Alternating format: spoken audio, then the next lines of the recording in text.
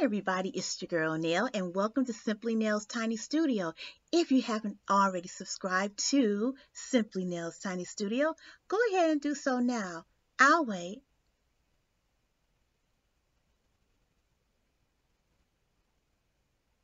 Thank you so much for subscribing. What we do here in the Tiny Studio is we talk about all things vintage coach.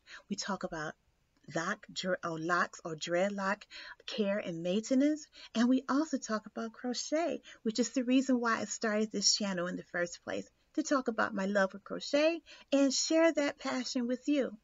This year, though, what I'm doing is, sharing with you, my beautiful, beautiful Tiny Studio guests, the other passions that happens here in the Tiny Studio.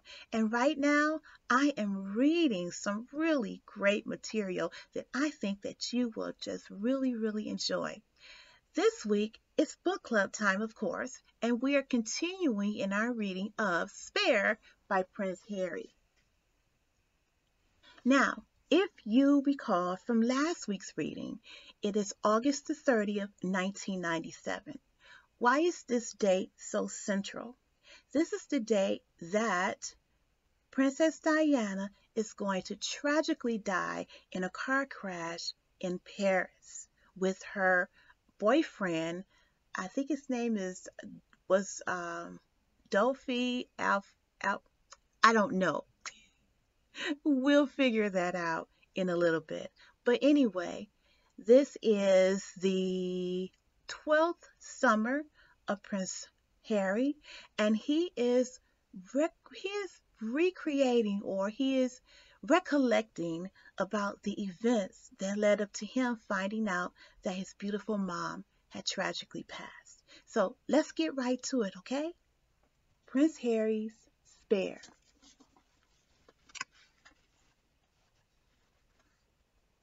On August 30th, 1997, I didn't spend a lot of time looking at the lawn. Both Willie and I hurried through our evening baths, jumped into our pajamas, settled eagerly in front of the TV.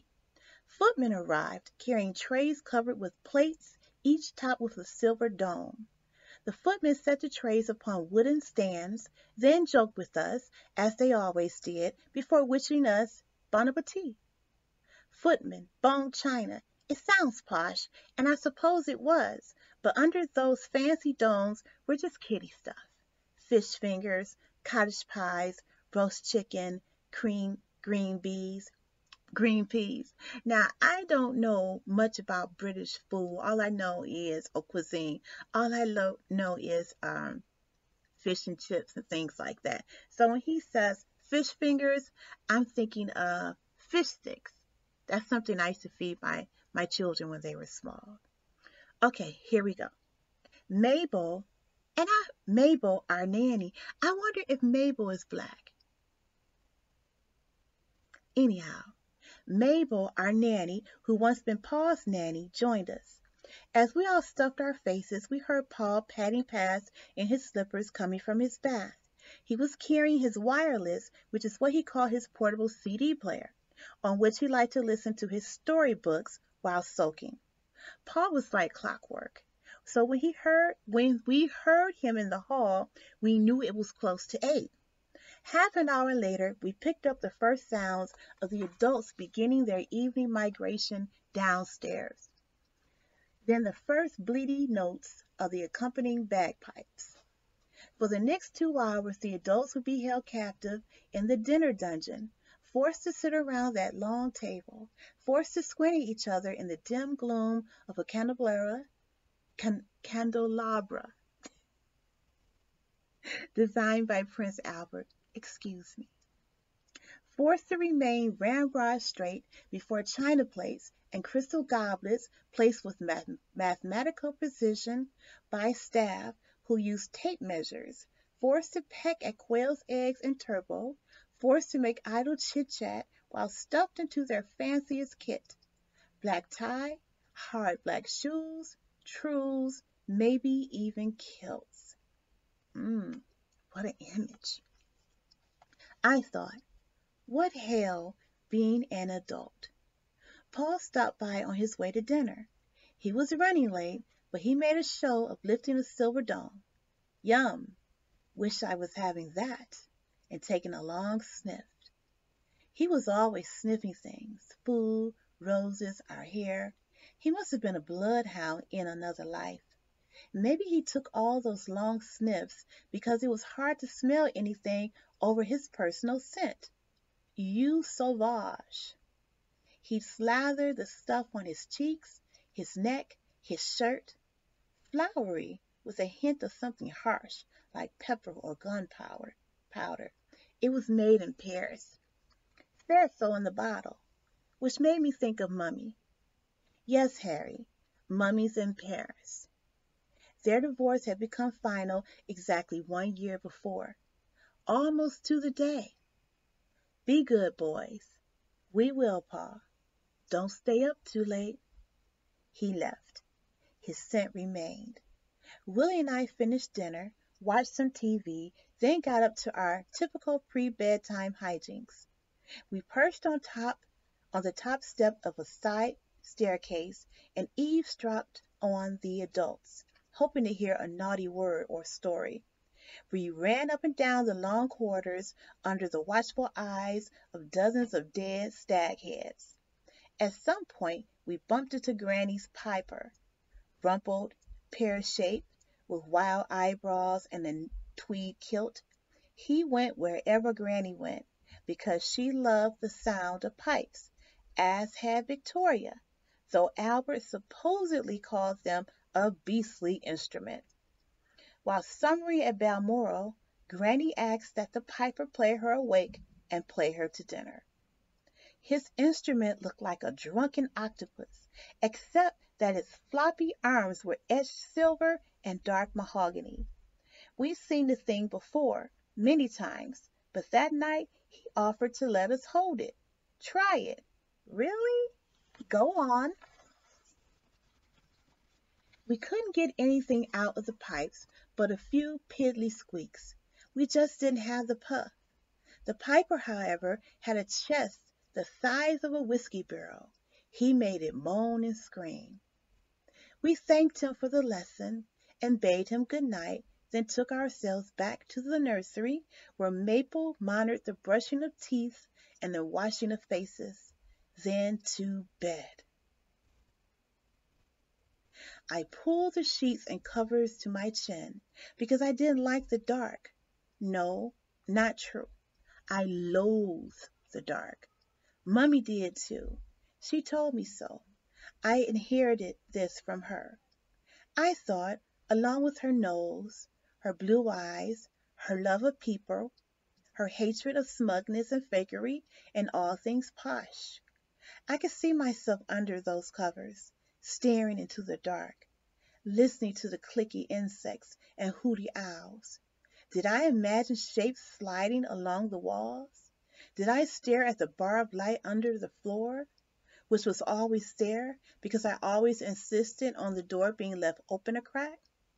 How much time elapsed before I dropped off?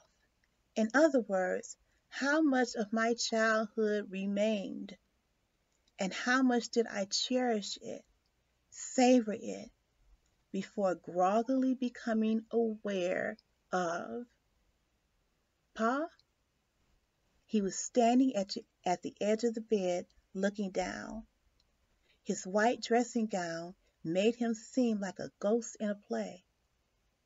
Yes, darling boy. He gave a half smile, averted his gaze.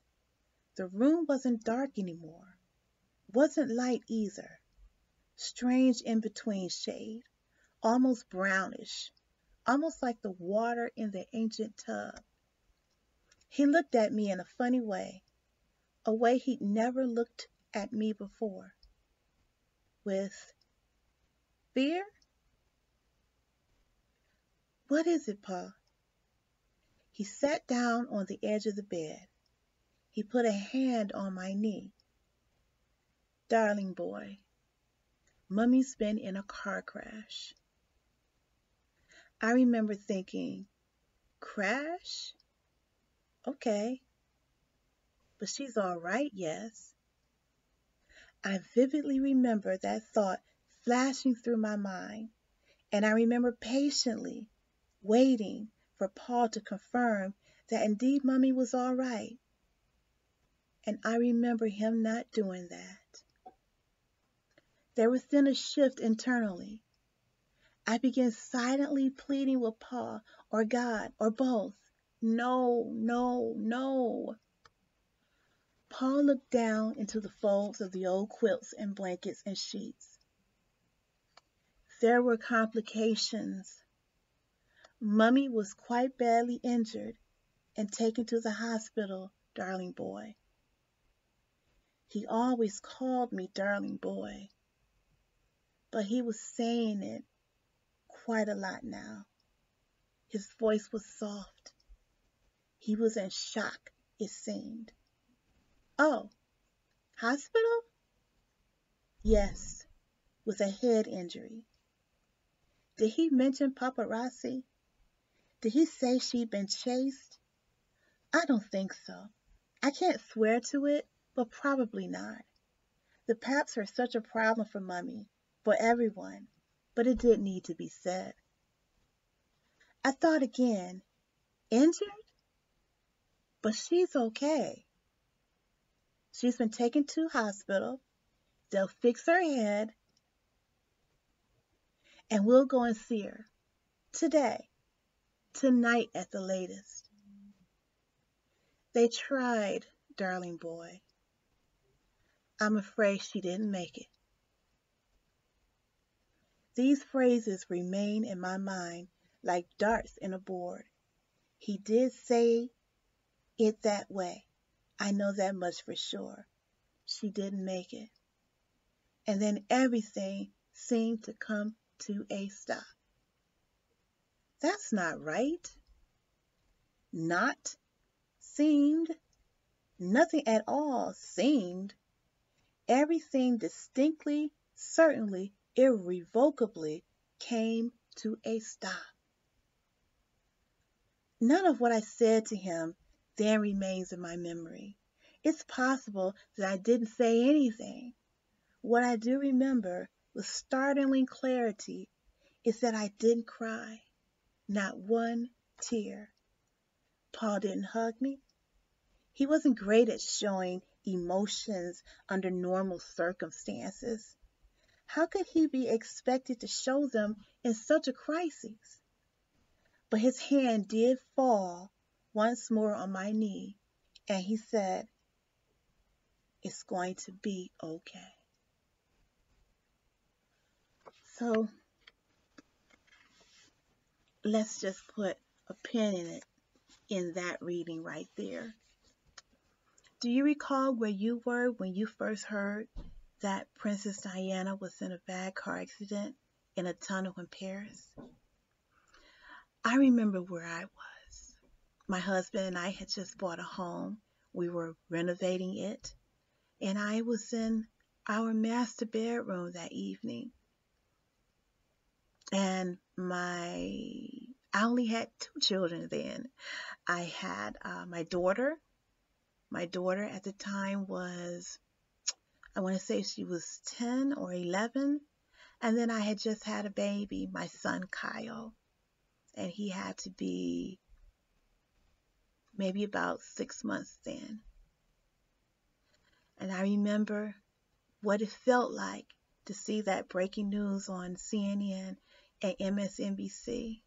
And I remember what it felt like seeing that footage of Princess Diana's car in that tunnel. I remember how I felt when the reports came back to say that she had indeed passed away from her injuries. And I believe her driver died, and so did her boyfriend. His name was Dodi Al-Fayed. Hopefully I pronounced that correctly. What a tragic, tragic time. I didn't know Princess Diana personally, but I liked her. From what I could see, I liked her. But this is the moment when everything begins to change for Prince Harry, Prince William, and everyone who was a part of their lives at that time. And we'll pick up again next week, book club time, and we'll begin to deal with the aftermath as Prince Harry recollects that time, that period of time when he lost his mom. So come back and enjoy this book with me here in Simply Nell's Tiny Studio. If you enjoyed this video and you enjoyed this reading, please do not hesitate to give this video a thumbs up. Thanks so much, and I'll see you next time here in the book club to continue our reading of Spare by Prince Harry. Have a great afternoon. Bye-bye.